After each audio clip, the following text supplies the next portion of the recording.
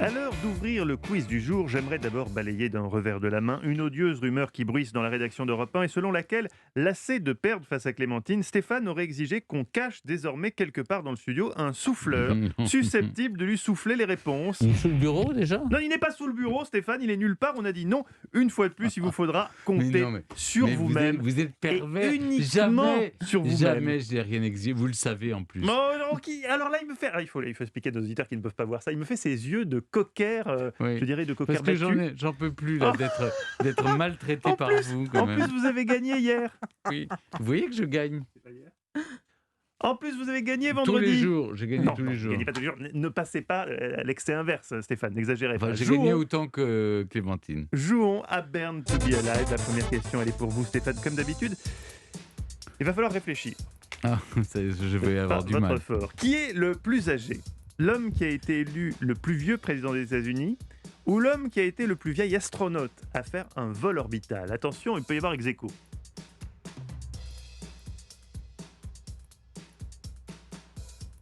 Le plus vieux président des États-Unis. C'est une question d'actualité, finalement. Il avait 78 ans.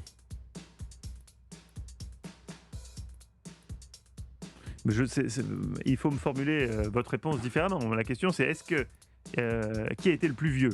L'homme qui a été le plus vieux président des États-Unis, l'homme qui a été le plus vieil astronaute à faire un vol orbital? Le plus vieux président des États-Unis. C'est votre réponse? Oui, je crois. Vous avez perdu. Les auditeurs auront noté que pourtant je vous ai donné la réponse en posant la question puisque j'ai ajouté assez bêtement, attention, il peut y avoir ex-aequo. Oui, mais bon. Est-ce que vous avez déjà vu une question dans laquelle il y a ex-aequo dans ce jeu? Si je vous l'ai dit, c'est ex-aequo, Stéphane. Je vous ai donné la réponse. Vous m'avez dit il n'y a pas de souffleur, donc je ne prends aucun Eh bien, indice. figurez-vous, ex-aequo, Joe Biden est président des États-Unis à 77 ans. C'est exactement l'âge de John Glenn quand, en 98, il a fait un vol en navette spatiale.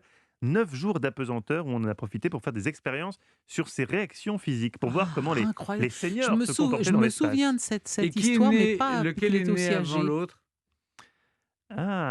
Vous Biden soumettez est du 22 novembre Alors, 42, je voyons crois. voir. Nous allons vérifier ça. Oui.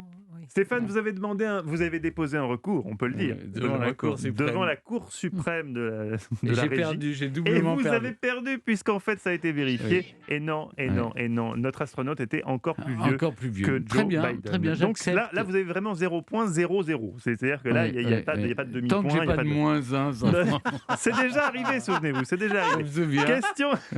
Question numéro 2 pour vous, On m'avait Clémentine. humilié. Évoquons Agnès Sorel, célèbre favorite j'adore, officielle du oui. roi Charles VII.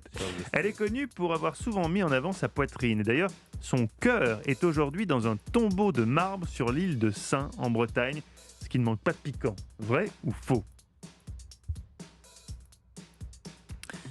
Alors, Agnès Sorel, l'essentiel de sa dépouille est à Loches.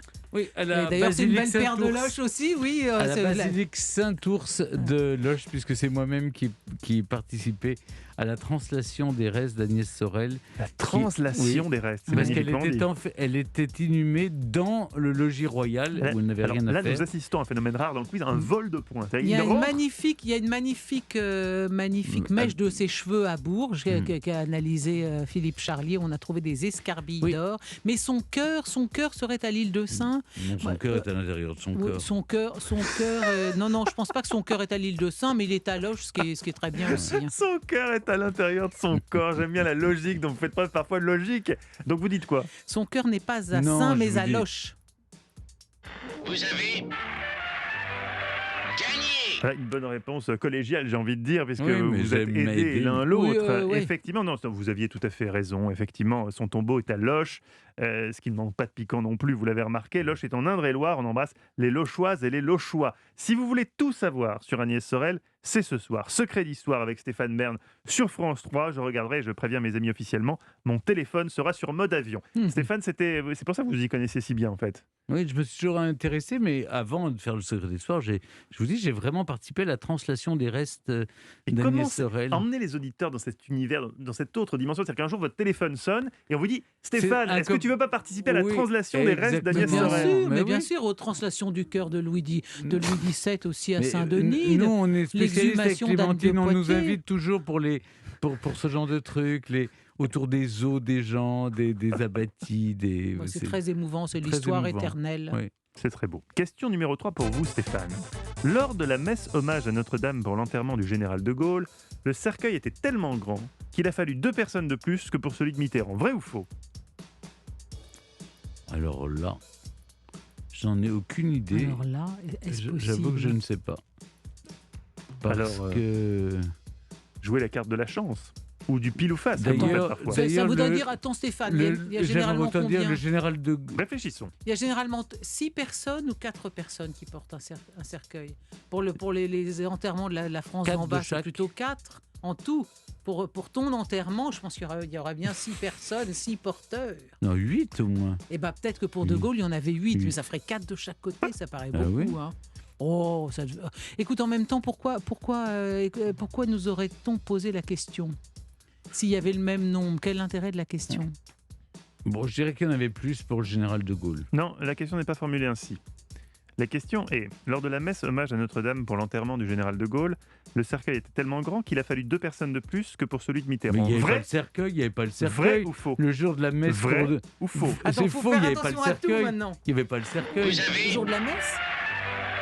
gagné. Eh bien, Il y avait in pas le extremis, cercueil. c'est in Il n'y extremis. avait pas le cercueil. Évidemment, c'est pour ça que j'ai Puisque- reformulé la Puisqu'il question, était, Stéphane. il était à Colombey. il était à Bien Colombey, donc il sûr. n'était Et on pas, a il n'a fait pas la été messe. exposé à C'est Notre-Dame. comme Ouais. pour la messe Ouais. pour Mitterrand. Mm. Il n'y avait pas le cercueil, il était à Jarnac. Et oui, il y a bien eu une messe à Notre-Dame avec de nombreux chefs d'État comme Oui. Nixon, Ben Gourion, Indira Gandhi, Georges Pompidou.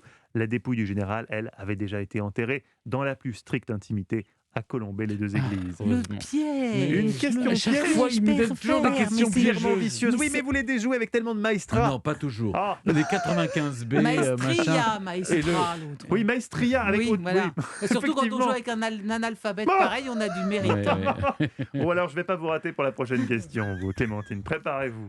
Préparez-vous à la question 4. La mélodie la plus ancienne de l'histoire date de 400 ans avant Jésus-Christ. Elle a été retrouvée sur une tablette d'argile, vrai ou faux? La mélodie la plus ancienne. Non, mais cette question est très mal formulée. Cette, parce que cette question est parfaitement formulée. La Non. mélodie la plus ancienne dont on est trace. Ah, dont on est trace. Eh oui, D'accord. forcément, sinon on ne sait 400 pas. ans. Non, Les hommes moi je préhistoriques pense pouvaient que on a dû trouver des mélodies plus anciennes, les flûtes aurignaciennes, c'est plus ancien. Mais est-ce qu'on en a des traces? Est-ce qu'on en a des traces à base de tablettes d'argile? Est-ce qu'on a moi, je pense. Ah oui.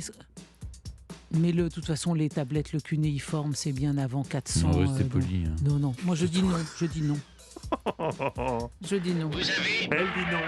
Et gagné. elle a gagné, c'est faux. Pas 400 ans avant Jésus-Christ, votre raisonnement était le bon, mais 1400 ans avant Jésus-Christ.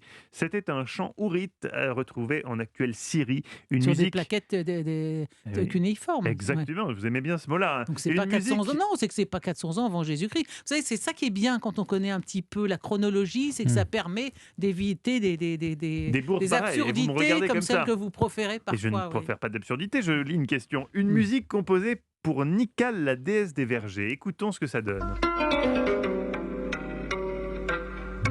Là, nous sommes en 1400 avant Jésus-Christ, dans l'actuelle Syrie. Ça a bien changé la Syrie depuis, malheureusement. C'était bien apaisant, cette petite mélodie. La première mélodie. Vous voyez, ça Donc, on est adoucit trace. les mœurs d'Al-Assad. Ouh, vous préférez les Kids United, on le sait, Stéphane.